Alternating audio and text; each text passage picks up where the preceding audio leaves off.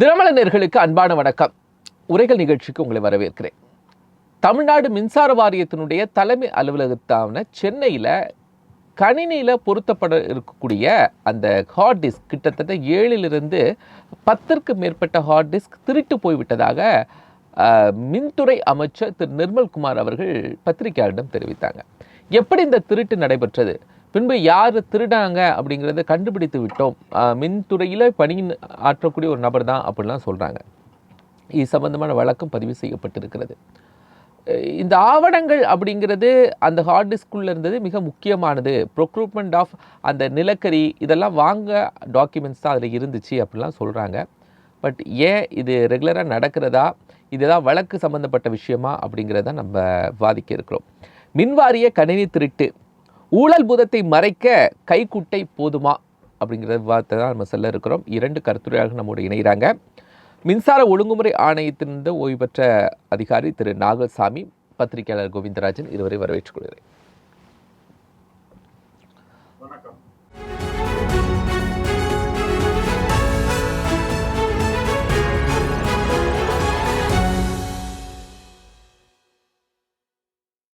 Nagalsamy sir, first உங்கள்கிட்ட நான் start பண்ணுறேன்.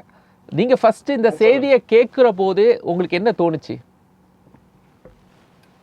ஒரு அரசு அலுவலகத்தில் இது போன்ற கோப்புகளோ அல்லது ஹார்டு டிஸ்குகளோ காணாமல் போவது என்பது ஒரு அரிய செய்தி.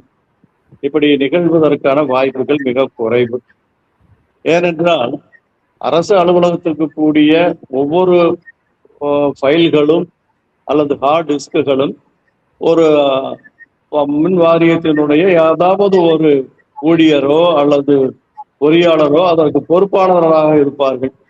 அது காணாமல் போய்விட்டது என்றால் நம்மைத்தான் அவர் கேட்பார்கள், நாம் தான் பொறுப்பாளி என்கின்ற ஒரு நிலை இருக்கிறது. அப்படி இருக்கும்போது வெளியாட்கள் வந்து அதை திருடிக் கொண்டு போய்விட்டார்கள் என்று சொல்லும் போது கேட்பதற்கு ஒரு விசித்திரமாக இருக்கிறது. இருந்த போதிலும் கூட இது ஒரு ஒரு வகையான ஒரு எடுத்துக்காட்டாக நாம் எடுத்துக்கொள்ளலாமே தவிர, அப்படி திருடி கொண்டு போய்விட்டாலும் கூட அவைகள் எல்லாம் ரீகன்ஸ்ட்ரக்ட் பண்றது ஒரு பெரிய கஷ்டமான வேலை அல்ல. அது மட்டுமல்ல, அவர்கள் கோப்புகள் வைத்திருப்பார்கள். ஹார்ட் டிஸ்க் திருட்டு போய்விட்டாலும் கூட அதற்கான எல்லா கோப்புகளுமே இருக்கும்.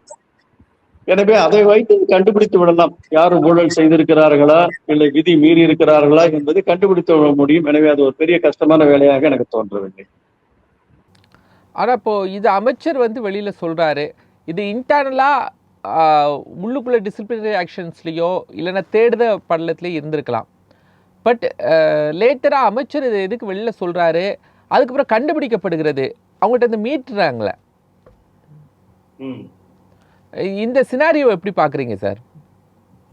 அதுதான் ஒருவேளை அவர்கள் அதை யார் பொறுப்பாளர்களாக இருக்கிறார்களோ அல்லது யார் இதில் குற்றவாளி என்று அவர்களே குறுகின்ற மனதோடு இருக்கின்றார்களோ அவர்களே இதை செய்துவிட்டு மாட்டிக்கொண்டிருக்கலாம். அதற்கு பிறகு யார் எனக்கு எடுத்து விட்டார்கள் என்பதை கண்டுபிடித்து விட்டால் அவர்கள் மாட்டிக்கொண்டிருந்திருக்கலாம். அப்படி இது ஒரு எதை காட்டுகிறது என்றால், ஒரு ஊழல் நடந்திருக்கின்றது, ஒரு தவறு நடந்திருக்கின்றது, விதி மீறல் நடந்திருக்கின்றது, இதில் பணம் சம்பந்தப்பட்டிருக்கிறது, ஊழல் சம்பந்தப்பட்டிருக்கிறது என்பதைத்தான் இது நிரூபிக்கிறதாக நான் கருதுகிறேன். ஏனென்றால் அதில் தவறுகள் இல்லை என்றால் அவர்கள் திருட வேண்டிய அவசியம் இல்லை, அதில் எடுத்துக்கொண்டு போக வேண்டிய கட்டாயம் இல்லை. எனவே அவர்கள் திருடுகின்றார்கள், இது எடுக்கிறார்கள் என்றாலே அதில் ஏதோ தவறு இருக்கிறது, ஊழல் நடந்திருக்கிறது என்பதை இது சுட்டி காட்டுகிறதாக நான் பார்க்கின்றேன்.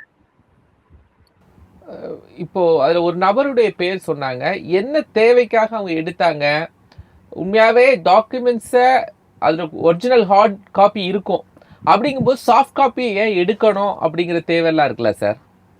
அப்ப இது ஒரு பேருக்காக ஒரு ஜெனரல் மிஸ்ஸிங்க ஒரு பெரிய இஷ்யூவா உருவாக்குறாங்களா, இல்ல உண்மையாவே இது ஒரு இஷ்யூவானது தானா, மிக முக்கியமானது தானா?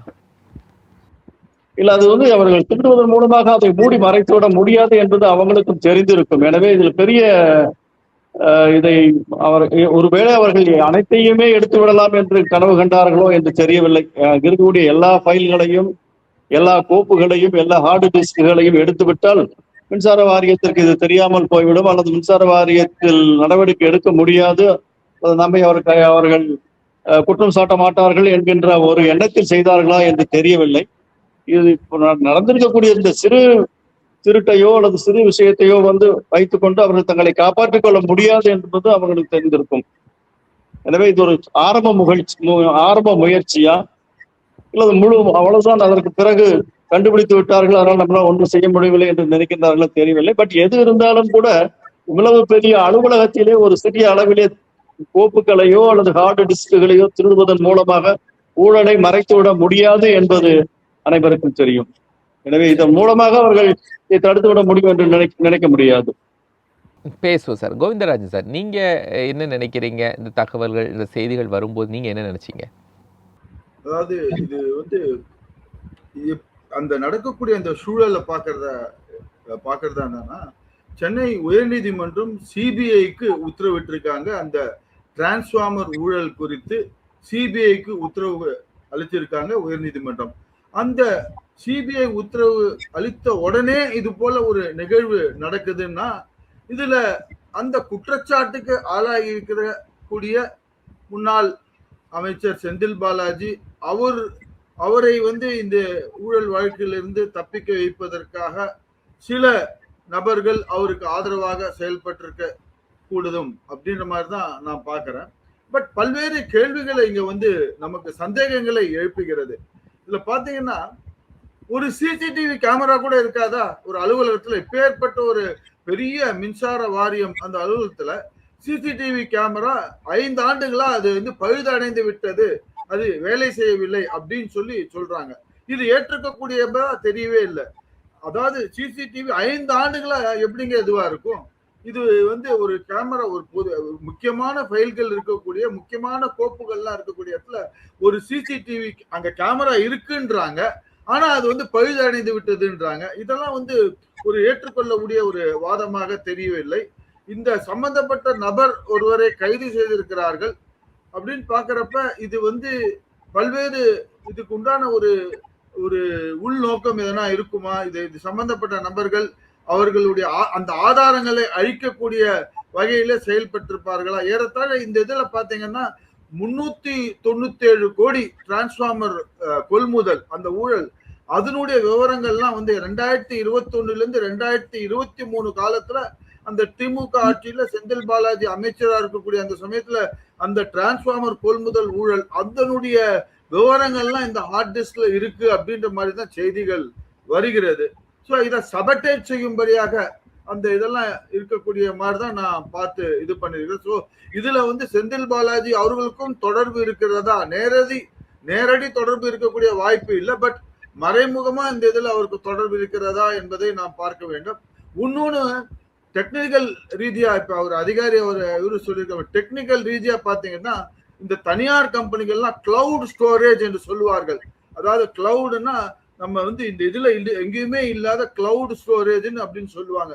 பெரிய பெரிய தனியார் நிறுவனங்கள்லாம் அந்த கிளவுட் ஸ்டோரேஜ்ல தான் அவங்களுடைய ஒரு பேக்கப் எடுத்து வைப்பாங்க எல்லாமே. ஸோ இது போல இருக்க ஏன் கிளவுட் ஸ்டோரேஜ்ல எடுத்து வைக்கல அப்படின்ற ஒரு கேள்வியும் வருது.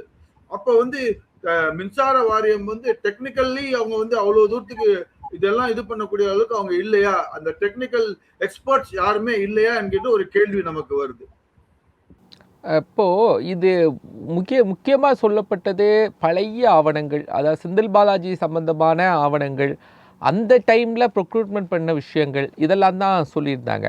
அப்போ இருந்த அதிகாரிகள் தொடர்ச்சியாக இப்போ இந்த ரூல்லையும் இருக்கிறாங்க, அவங்க மூலமாக இது நடந்ததுன்னு சொல்கிறாங்களா? அதான் அந்த இப்ப பாத்தீங்கன்னா பல்வேறு ஐஏஎஸ் அதிகாரிகளை மாற்றம் செய்திருக்கிறார்கள். அதாவது மேல்மட்ட ஐஏஎஸ் அதிகாரிகளை மாற்றம் செய்திருக்கிறார்கள். ஆனா இது போல இது பாத்தீங்கன்னாக்க கீழ் நிலையில் இருக்கக்கூடிய ஒரு கிளர்க்கோ இல்ல ஒரு சீனியர் கிளர்க்கோ ஒரு சூப்பர்டென்டோ அவங்க அது போல இருக்கக்கூடியவங்க தான் இது போல செய்யக்கூடிய வாய்ப்புகள் இருக்கு. ஸோ அது போல கீழ் லெவல்ல இருக்கக்கூடிய அதிகாரிகள் டிரான்ஸ்பர், அதுவும் மின்சார வாரியத்துல டிரான்ஸ்பர் செய்ததாக நான் பார்க்கவில்லை. இதற்கு இந்த டிஎன்இபிக்கு பாத்தீங்கன்னா ராதாகிருஷ்ணன் ஐஏஎஸ் அவர்கள் தான் இதுக்கு டிஎன்இபியினுடைய ஒரு பொறுப்பு அதிகாரியா இருக்கிறார். அவர் சென்ற ஆட்சியிலேயே செந்தில் பாலாஜி இருக்கிறப்ப அவர் தான் இருக்கார், இப்பவும் அவர் தான் தொடர்ந்து கொண்டிருக்கிறார். இதனால் திருத்தம் இருந்தால் அதை நான் திருத்திக் கொள்கிறேன். எனக்கு தெரிந்தவரை அவர் தான் அந்த டாங்ஜெட்கோக்கு பொறுப்பு அதிகாரியா இருக்கார். அவர் சென்ற ஆட்சியிலும் அவர் தான் தொடர்ந்து இருந்தார். ஆனா அவர் மீது நல்ல ஒரு பெயர் இருக்கிறது, நல்ல ஒரு மதிப்பு இருக்கிறது. ஆனா அது அவருக்கு அடுத்தபடியாக பல்வேறு இதெல்லாம் இருக்குது. அதிகாரிகள்லாம் இது போல ஏன் மாற்றம் செய்யவில்லை அப்படின்னு ஒரு இது அது. ஏன்னா இப்ப பாத்தீங்கன்னா பல்வேறு மாற்றங்கள் செய்திருக்கிறார்கள். குறிப்பாக சொல்ல வேண்டும் என்றால் இப்பொழுது சற்று 2 நாட்களுக்கு முன்னர் நேற்றைக்கெல்லாம் பாத்தீங்கன்னாக்கா இந்த பத்திரப்பதிவு துறையில சப் ரெஜிஸ்ட்ராரை நிறைய பேரை மாத்திருக்காங்க. இந்த அரசு வந்த உடனே நேற்றையிலிருந்து மாற்றங்கள்லாம் ஏற்படுத்தி இருக்கிறது. அங்கதான் ஊழலுக்கு அதிகமா இடம் வகுன்றது அந்த இதை மாற்றம் செய்திருக்காங்க. ஆனா இப்ப இது போல மின்சார வாரியத்துல ஏன் மாற்றங்கள் செய்யவில்லை? ஏன் ஒரு ஏஇ ஒரு பொறியாளரோ ஒரு இது பண்ணி அப்படியே தான் இருந்துட்டு இருக்காங்க. எனக்கு தெரிஞ்சு ஏஇகள்லாம் மாற்றம் ரொம்ப அரிதாக தான் செய்திருக்கிறார்கள். இந்த ஆட்சி செய்த உடனே மின்சாரத்துல ஊழல் இருக்குன்னா அதிகாரிகளை மாற்ற வேண்டும். ஏன் இதுவரை அதிகாரிகளை மாற்றம் செய்யவில்லை என்று ஒரு கேள்வி.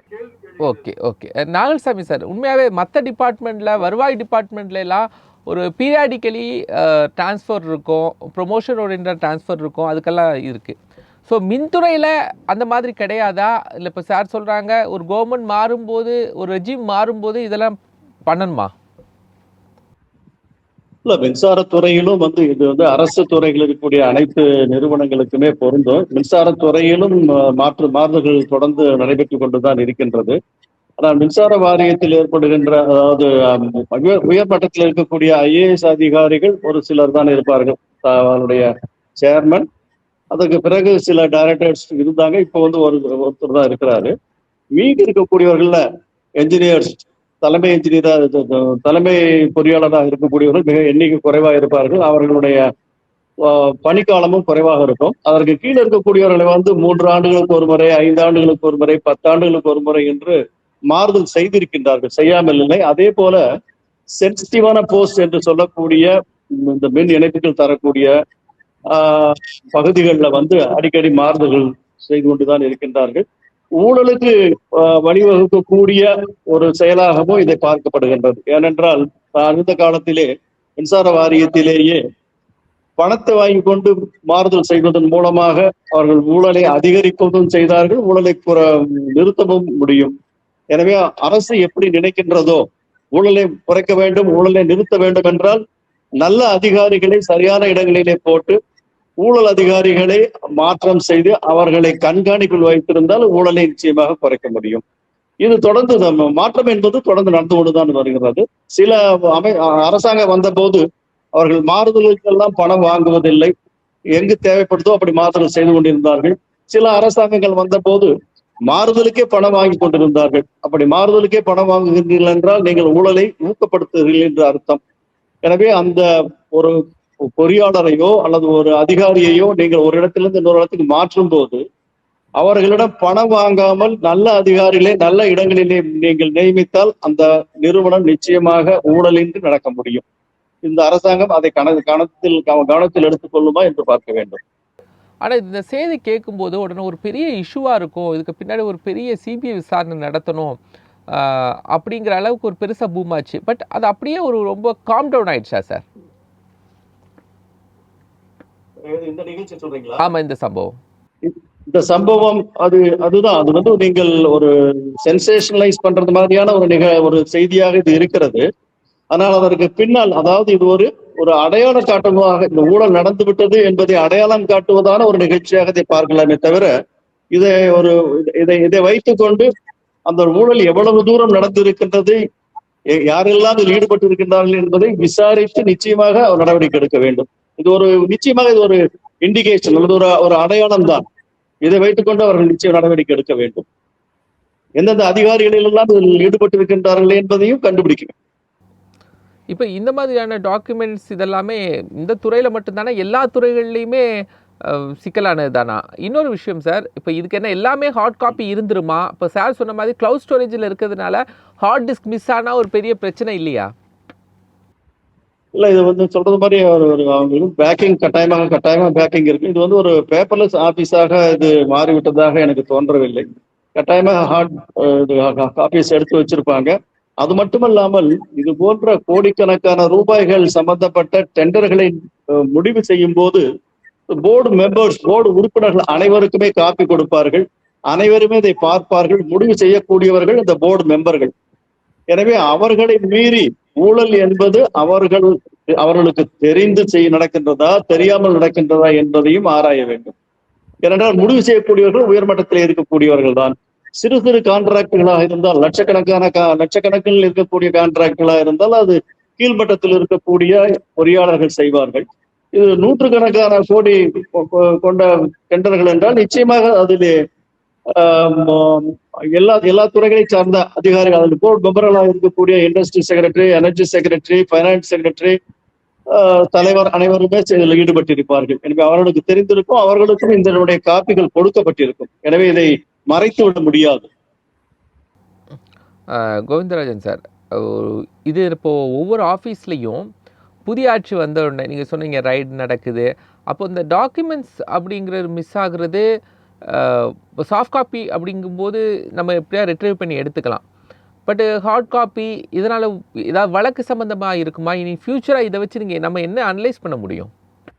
அதாவது நிச்சயமாக நடக்கக்கூடிய இதை பார்த்தீங்கன்னா இது வழக்கு சம்பந்தமாகத்தான் அனைத்து வித கோப்புகளும் அதை ஆதாரங்கள்லாம் அழிக்கக்கூடியதுக்கு ஒரு நிகழ்வாகத்தான் இதை நான் பார்க்கின்றேன். ஏன்னா சென்னை உயர்நீதிமன்றம் இது சிபிஐக்கு இந்த டிரான்ஸ்ஃபார்மர் கொள்முதல் வழக்குல 397 கோடி ரூபாய் அதுல ஊழல் நடந்திருக்கு, அதுக்கு முகாந்திரம் இருக்கிறது என்று சென்னை உயர்நீதிமன்றம் இந்த வழக்கை சிபிஐக்கு மாத்தின உடனே இது போன்ற நிகழ்வு நடக்குதுன்னா அப்ப அந்த ஆதாரங்கள் எல்லாம் அழிக்கக்கூடியதுக்கு உண்டான சம்பவமாகத்தான் இதை பார்க்க நேரிடுகிறது.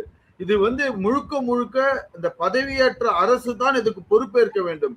ஏன்னா அவர் சொல்றாரு, அவர் அமைச்சர், மாண்புமிகு அமைச்சர் நிர்மல்குமார் பொது வழியில சொல்றாரு, நாங்க இது போல இந்த சிபிஐக்கு உண்டான இதெல்லாம் நடவடிக்கை எடுக்க போறோம் அப்படின்னு சொன்ன உடனே இது போல நிகழ்வு நடக்குது. ரெண்டாவது, இது ஏன் நான் இன்னொரு கோணத்துல பாக்குறேன், இப்ப அடிக்கடி சென்னை மற்றும் சென்னை சுற்றுப்புற பகுதியில் அடிக்கடி இந்த மின்வெட்டு நடந்துகிட்டே இருக்கு, பொதுமக்கள் அவதிப்படுறாங்க. அந்த இதுல இருந்து ஏன் திசை திருப்புவதற்கு இது போன்ற ஒரு சம்பவத்தை திசை திருப்பி இத பாருங்க மக்களிடையே கொண்டு போய், ஏன்னா இவங்களுடைய டிவிக்கு இந்த அரசினுடைய ஒரு செயலற்ற திறன், ஒரு கையாளாக தனத்தை மக்களிட நம்ம ஃபேஸ் பண்ண முடியாது, இத பாருங்க நாங்க இவ்வளவு பண்ண பார்த்தோம், இது பண்ண பார்த்தோம், கட்சியில இது போல ஆயிப்போச்சு அப்படின்னு ஒரு பழியை இந்த சம்பவத்தில போட்டு வச்சுட்டு எங்களால ஒண்ணுமே பண்ண முடியல, இந்த கோப்பெல்லாம் போயிடுச்சு, திருட்டு போச்சு அப்படின்னு அப்படியே மக்களுக்கு ஒரு திசை திருப்பும் ஒரு நிகழ்வாக கூட இருக்கலாம் என்று நான் பார்க்கிறேன் சார். திசை திருப்புற நிகழ்வா? ஏன் அப்படி செய்யணும்? திசை திருப்புற வேலையை ஏன் செய்யணும்? ஏன் சார் இப்ப நடக்கக்கூடிய இந்த டிவிக்கேல எதுவா இருந்தாலும் பாத்தீங்கன்னா அவங்க என்ன சொல்றாங்க, நாங்க இப்பதான் வந்திருக்கிறோம், அதுக்குள்ள எங்களுக்கு கால அவகாசம் வேணும், எங்களுக்கு நேரம் வேணும், இது வேணும்னு எந்த ஒரு சட்டம் ஒழுங்கு பிரச்சனையா இருக்கட்டும், இல்ல மக்கள் சந்திக்கிற அன்றாட இந்த மின்வெட்டு பிரச்சனையா இருக்கட்டும், எல்லாத்துக்குமே இப்ப மாண்புமிகு முதல்வர் அவர்கள் என்ன சொன்னார், திருச்சியில நாங்க இப்பதானே வந்திருக்கோம், அதுக்குள்ளார எங்க மேல நீங்க விமர்சனம் வச்சீங்கன்னா எப்படி அப்படின்னு கேக்குறாருல. இப்ப இதுவும் அது போல திசை திருப்பி, இதை பாருங்க நாங்க ஊழலை கண்டுபிடிக்க போறோம், அதுக்குள்ள நீங்க ஹார்ட் டிஸ்க் ஆட்டையை போட்டாங்க, ஏறத்தாழ 18 ஹார்ட் டிஸ்க், அந்த ஹார்ட் டிஸ்க் ஆட்டையை போட்டாங்க, நாங்க என்ன பண்றது, நாங்க இன்னும் கொஞ்சம் டைம் கொடுக்கணும், எங்களுக்கு இதெல்லாம் நாங்க கண்டுபிடிக்கணும் அப்படின்னு சொல்லி அந்த அரசு ஒரு திசை திருப்பி ஒரு காலத்தை வாங்கி இதை அப்படியே நீர்த்து போக செய்வதற்கு வாய்ப்புகள் இருக்கிற மாதிரி தான் நான் பார்க்கிறேன்.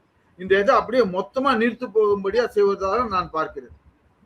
நாகல்சாமி சார், ஏதாவது திசை திருப்புற வேலை இருக்கா இதுல?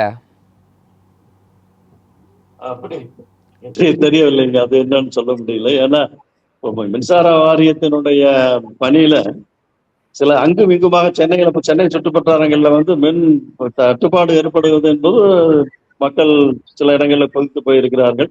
அதை திசை திருப்புவதற்கு இந்த நிகழ்ச்சியா என்று தெரியவில்லை. அது ஒரு விளம்பரம் அல்லது இது மக்கள் மத்தியிலே சென்ற அரசாங்கத்தை பற்றியும் இந்த ஊழலை பற்றி, மின்சார வாரியத்தின் ஊழலை பற்றியும் வெளிப்படுவதற்கு ஒரு சரியான தருணமாக நான் நினைக்கின்றேன். ஊழலை வெளிப்படுத்துவதற்கு, ஊழலை மக்கள் மத்தியில் கொண்டு போவதற்கு இது ஒரு சரியான தருணமாக நினைக்கின்றேன். அது மக்கள் நிச்சயமாக தெரிந்து கொள்ள வேண்டும், இதை ஆய்வு செய்ய வேண்டும், இதில் ஈடுபட்டவர்களை விசாரணை செய்து அவர்கள் மீது நடவடிக்கை எடுக்க வேண்டும். அது மட்டுமல்லாமல் என்ன வகையான ஊழல் நடந்திருக்கின்றது, இந்த ஊழலிலே யாரெல்லாம் சம்பந்தப்பட்டிருக்கின்றார்கள் என்பதை பற்றியும் அவர்கள் விசாரணை செய்து அவர்கள் மீது நடவடிக்கை எடுக்க வேண்டும். அதுதான் சரியான. அதுதான் சார், ஆதாரமே திருடிட்டாங்க, அந்த ஆதாரத்தை இருக்கிறப்ப எப்படி சார் பண்ணுவாங்க? இது ரெண்டாவது, கோபாலகிருஷ்ணன் சாருக்கும் ஒரு கேள்வி, சாருக்கும் இது பொதுவான கேள்வி. அதாவது மின்சார ஒழுங்குமுறை ஆணையம் இருக்கிறது.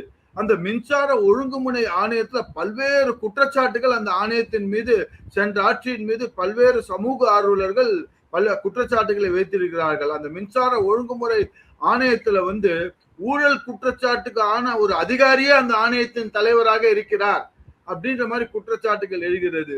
இந்த அரசு அந்த மின்சார ஒழுங்குமுறை ஆணையத்தின் தலைவரை அது முழுக்க மாற்றுவார்கள் என்று பார்த்தாங்கன்னா அங்க கூட எதுவுமே மாற்றவே இல்லையே அப்படின்னு ஒரு கேள்வி எழுது. நீங்க இந்த இதுல இருந்திருக்கீங்க, அந்த மின்சார ஒழுங்குமுறை ஆணையம் அவங்களுக்கு இது எதனா தலையிட்டு இதை சரி செய்வதற்கு இருக்கிறதா? மின்சார ஒழுங்குமுறை ஆணையத்திற்கு அதிகாரம் இருக்கிறது. ஆனால் அரசு அதிகாரிகள் அவர்கள் எங்கிருந்தாலும் எந்த துறையில் இருந்தாலும் ஊழல் அதிகாரிகளாக தான் இருப்பார்கள், நல்லவர்கள் நல்லவர்களாகத்தான் இருப்பார்கள். அந்த அதிகாரத்தை எதற்கு பயன்படுத்துகின்றார்களோ அதை பொறுத்து இருக்கிறது. எனவே இது மொத்தமாக ஊழல் நிறைந்த பகுதி, இது ஊழல் இல்லாத நிர்வாகம் என்றெல்லாம் சொல்ல முடியாது. எனவே மின்சார ஒழுங்குமுறை ஆணையத்திற்கு மின்சார வாரியத்தின் நடவடிக்கைகளை, மின்சார வாரியத்தினுடைய நிர்வாகத்தை கண்காணிப்பதும் அதற்கு வழிகள் காட்டுவதும் அதனுடைய கடமை. நானே மின்சார ஒழுங்குமுறை ஆணையத்திற்கு நானே குற்றம் சாட்டி இருக்கின்றேன். நானே என்னுடைய தீர்ப்பை மின்சார ஒழுங்குமுறை ஆணையத்தின் மற்ற உறுப்பினர்களுக்கு எதிரான தீர்ப்பை நானே வழங்கி இருக்கின்றேன். அதை கூட அவர்கள் விசாரித்தால் நிச்சயமாக ஊழலில் ஒரு பகுதி கண்டுபிடிக்க முடியும். இல்ல, இப்ப இன்னும் மின்சார வாரியத்துல என்னெல்லாம் சரி செய்ய வேண்டியது இருக்கு சார்? மின்சார வாரியத்திலே முதலாவது உடனடியாக செய்ய வேண்டியது மின்சார வாரியத்தினுடைய ஊழியர்களை மக்களிடமிருந்து லஞ்சம் வாங்காமல் பாதுகாப்பதுதான் முதல் நடவடிக்கையாக இருக்க வேண்டும். ஏனென்றால் மக்களை பாதிக்கக்கூடிய விஷயம் இதுதான். மக்களிடமிருந்து பணத்தை லஞ்சமாக வாங்குவதுதான் மக்களை உடனடியாக பாதிக்கக்கூடிய விஷயம். எனவே மின்சார வாரியத்தில் 2 வகையான ஊழல்கள் நான் பார்க்கின்றேன். ஒன்று பட்ஜெட் போடப்பட்ட மின் வாரியத்தினுடைய பட்ஜெட் பணத்திலிருந்து லஞ்சம் ஊழல் செய்வது.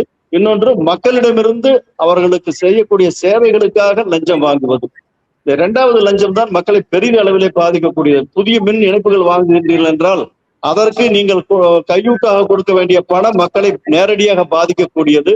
இதுவும் நீங்கள் மொத்தமாக பார்த்தால் தமிழகம் முழுக்கவும் ஆண்டுதோறும் ஆயிரக்கணக்கான கோடிகள் இதிலே புரளும் என்று நான் எதிர்பார்க்கின்றேன். ஏனென்றால் இவர்கள் ஒவ்வொரு சேவைக்கும் இவர்கள் வாங்குகின்ற ஊழல் அதிகமானது. இதை நிறுத்த முடியும். இதை நிறுத்துவதற்கான அரசாங்கம் உடனடியான நடவடிக்கை எடுக்க வேண்டும். 2வது ஊழல் அரசு பணத்திலிருந்து செய்யக்கூடிய ஊழலை அதற்கு பல்வேறு வழிகள் இருக்கு, அதை செய்யலாம். முதலாவது உடனடியாக செய்ய வேண்டியது மக்களுக்கும் மின்சார வாரிய பொறியாளர்கள், உறுப்பினர்கள், அலுவலர்களுக்கு இடையில் இருக்கக்கூடிய அந்த உறவை லஞ்சம் வாங்காமல் சேவை செய்யக்கூடிய ஒரு ஏற்பாட்டை இவர்கள் உடனடியாக நிறுவ வேண்டும். அதை கட்டாயமாக செய்ய முடியும். அரசாங்கம் நினைத்தால் மின்சார வாரியத்திலே ஊழல் இல்லாத மக்கள் சேவையை நிலைநிறுத்த முடியும். அதைத்தான் உடனடியாக செய்ய வேண்டும் என்று நான் நினைக்கின்றேன். சார், முக்கியமான ஒரு இது இங்க ஐயா சொல்லுவார்னு நான் எதிர்பார்த்தேன். ஆனா ஐயா அந்த இதை சொல்லல. அதாவது வெளி மாநிலங்கள்ல இருந்து இந்த பவர் கிரிட் அந்த மின்சாரம் கொள்முதல் சொல்றதுல பல்வேறு ஊழல்கள் சென்ற ஆட்சியில் நடந்துச்சு. சாருக்கு தெரியும். அதாவது நமக்கு இங்க இருக்கக்கூடிய அந்த மின் பற்றாக்குறைய போக்குறதுக்கோசரம் அது ஒரு பெரிய ப்ராசஸ்ல சார். இல்ல, இதுல மின்சாரம் வாங்குவதுதான் பெரிய ஊழல். தனியாரிடமிருந்து மின்சாரம் வாங்குவது, அரசாங்கத்திடமிருந்து மின்சாரம், மத்திய அரசாங்கத்திடமிருந்து மின்சாரம் வாங்குவதில் பெரிய ஊழல் நடப்பதற்கு வாய்ப்பில்லை. ஆனால் தனியாரிடமிருந்து மின்சாரம் வாங்குவதுதான் பெரிய ஊழல் நடக்கிறது. அதை பற்றி நானே என்னுடைய அறிக்கையிலே, என்னுடைய தீர்ப்பிலே நானே கொடுத்திருக்கின்றேன். ஒவ்வொரு ஆண்டும் 3000 கோடி நஷ்டம் 15 ஆண்டு காலம் இவர்கள் மின்சாரம் வாங்குகிறார்கள். 45,000 கோடி மின்சார வாரியத்திற்கு நஷ்டம் ஏற்பட போகின்றது, குறைந்தபட்ச நஷ்டம் ஏற்பட போகின்றது என்று நான் என்னுடைய தீர்ப்பிலே சொல்லி இருக்கின்றேன். ஆனால் அந்த தீர்ப்பை அவர்கள் ஏற்றுக்கொள்ளவில்லை. இதை யாரும் இதை நீதிமன்றத்துக்கு எடுத்து சென்றிருந்தாலும் கூட நீதிமன்றமே இதை குறுக்கிட்டு அந்த மின்சாரம் வாங்குவதை நிறுத்தி இருக்கும். ஏனென்றால் அந்த மின்சாரம் வாங்குவது சட்டத்திற்கு புறம்பானது, விதிகளுக்கு புறம்பானது. அது இன்னும் கூட 2029 வரை அது தொடர்ந்து நடந்து கொண்டிருக்க போகின்றது. எனவே இது அவர் சொன்னது போல மின்சாரம் வாங்குவதில் ஒரு பெரிய ஊழல் இருக்கிறது. அதுதான் சார் பெரிய முதல்ல. சின்ன இப்போ சின்ன இப்போ இதை நீங்க விட்டு இப்ப இந்த அதுதான் பெரிய அரசுக்கு முதல்ல. கையில இருக்கக்கூடியதுல மிக மின்சாரம் முக்கியமா கொள்முதல். மின்சாரத்தை வாங்குறது ப்ரொக்யூர்மெண்ட் ஃப்ரம் பிரைவேட் கம்பெனிஸ், அதுதான் ரொம்ப முக்கியமா பார்க்க வேண்டியது இருக்கு. ப்ரொக்யூர்மெண்ட். ஆமாங்க ஆமா அது ஆமாங்க மட்டும் சார். அதுக்கப்புறம் இன்னொன்னு என்னன்னா, இந்த எலக்ட்ரிக் மீட்டர் சொல்றாங்க. இப்ப சென்ற ஆட்சியில் நடந்தக்கூடிய இன்னொரு இது சம்பவம் பாத்தீங்கன்னா, அந்த புதிதாக வழங்கக்கூடிய அந்த எலக்ட்ரானிக் மீட்டர், அந்த மீட்டர் கொள்முதலிலும் பல்வேறு ஊழல்கள் நடந்திருக்கிறது அப்படின்ற மாதிரி குற்றச்சாட்டுகள் இருந்தது சார். அந்த ஆவணங்கள்லாம் கூட இதுல இருக்குமோ அப்படின்ற ஒரு இல்ல. சந்தேகத்தை. ஸ்மார்ட் மீட்டர்ஸுக்கு டெண்டர் போட்டார்கள். ஸ்மார்ட் மீட்டர்ஸுக்காக டெண்டர் போட்டார்கள். அது பெரிய பெரிய எதிர்ப்பு ஏற்பட்ட போது அப்படி அதை வாபஸ் பெற்றுவிட்டு நிறுத்தி விட்டார்கள். அது வாங்கவில்லை. சரி, நாகல்சன் உங்களுடைய நிறைவான கருத்தை இதை பதிவு செய்றீங்க. இது அமைச்சர் அவர்கள் வெளியிட்டிருக்கின்ற இந்த செய்தி மின்சார வாரியத்திலே விதி மீறல்கள் பெரிய அளவிலே நடந்திருப்பதற்கான வாய்ப்பு இருப்பதை குறிக்கின்றது. எனவே இவர்கள் உண்மையிலேயே இந்த மின்சார வாரியத்தை லாபகரமாக நடத்த வேண்டும், மக்களுக்கு சேவை செய்யக்கூடிய ஒரு நிறுவனமாக மாற்ற வேண்டும் என்று உண்மையிலேயே அவர்கள் நம்பினால், விரும்பினால் கட்டாயமாக உடனடி நடவடிக்கை எடுக்க வேண்டும். இதில் முதலாவதாக அவர் செய்ய வேண்டியது மக்களுக்கும் மின்சார வாரியத்திற்குமான இந்த உறவை, மக்களுக்கு எந்த விதமான எதிர்பார்ப்பும் இல்லாமல் மின்சார வாரிய உறுப்பினர்கள், மின்சார வாரிய அலுவலர்களும் பொறியாளர்களும் சேவை செய்ய வேண்டும் என்கின்ற நிர்பந்தத்தை அவர்கள் முதலில் நிலைநிறுத்த வேண்டும். அதை நிலைநிறுத்தினாலே மக்கள் பெரிய அளவிலே மகிழ்ச்சி கொள்ளுவார்கள். இரண்டாவதாக மின்சார வாரியத்தின் பணத்தை ஊழல் செய்யக்கூடிய அதிகாரிகளை அவர்கள் கண்டறிந்து அதை தடுத்து நிறுத்துவதற்கும், அதிக அளவிலே விலை கொடுத்து தனியாரிடமிருந்து மின்சாரத்தை வாங்கக்கூடிய இந்த ஒப்பந்தங்களையும் அவர்கள் ஆய்வு செய்து சரியான விலைக்கு மின்சாரத்தை வாங்கினால் மின்சார வாரியத்தையும் அவர்கள் நஷ்டத்திலிருந்து காப்பாற்றலாம், மக்களையும் மகிழ்ச்சிகரமாக மின்சார வாரியத்திலிருந்து மின்சாரத்தை பெறுவதற்கும் மின்சார சேவைகளை பெறுவதற்கும் ஒரு மக்களை மகிழ்ச்சிகரமாக ஆக்கலாம். அவர்களும் இந்த அரசுக்கு நன்றி கடன்பட்டவர்களாக இருப்பார்கள். இது மிக நீண்ட காலமாக நின்று கொண்டிருக்கின்ற ஒரு பிரச்சனை. மக்கள் மிக மகிழ்ச்சியோடு இந்த அரசாங்கத்தை வரவேற்பார்கள், இப்படி ஒரு நடவடிக்கை எடுப்பார்கள் என்று நம்புவோமாக. நன்றி சார். மின்வாரிய கணினி திருட்டு ஊழல் பூதத்தை மறைக்க கைக்குட்டை போதுமா என்ற விவாதத்தில் 2 கருத்துரையாளர்கள் நம்மோடு பங்கெடுத்தாங்க. முன்னாள் மின்சார ஒழுங்குமுறை ஆணையத்தினுடைய மூத்த நிர்வாகி திரு நாகசாய் மற்றும் பத்திரிகையாளர் கோவிந்தராஜன், இருவருக்கும் மனமார்ந்த நன்றிகள்.